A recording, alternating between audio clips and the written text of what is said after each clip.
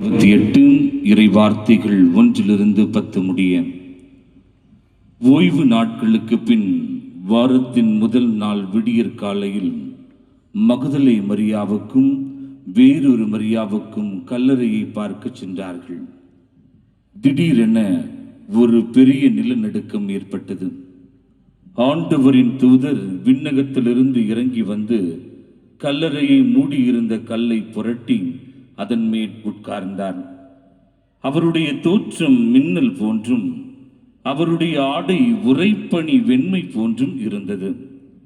அவரை கண்ட அச்சத்தால் காவலர் வீரர் நடுக்கமுற்று செத்தவர் போலாயினர். அப்பொழுது வானதூதர் அப்பெண்களை பார்த்து, நீங்கள் அஞ்சாதீர்கள், சிலுவையில் அறையப்பட்ட இயேசுவை தேடுகிறீர்கள் என எனக்கு தெரியும். அவர் இங்கே இல்லை. அவர் கூறியபடியே உயிருடன் எழுப்பப்பட்டார். அவரை வைத்த இடத்தை வந்து பாருங்கள். நீங்கள் விரைந்து சென்று இறந்த அவர் உயிருடன் எழுப்பப்பட்டார் என சீடருக்கு கூறுங்கள்.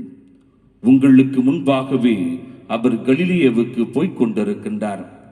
அங்கே நீங்கள் அவரை காண்பீர்கள். இப்பொழுதே நான் உங்களுக்கு சொல்லிவிட்டேன் என்றார். அவர்களும் கல்லறையை விட்டு விரைவாக புறப்பட்டு சென்றார்கள்.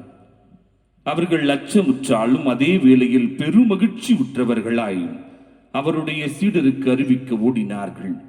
திடீரென்று இயேசு அவர்களை எதிர்கொண்டு வந்து வாழ்த்தினார். அவர்கள் அவரை அணுகி அவர் காலடிகளை பற்றி கொண்டு பணிந்து நின்றார்கள்.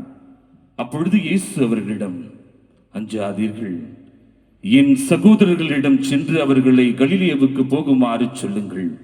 அங்கே அவர்கள் என்னை காண்பார்கள் என்றார்.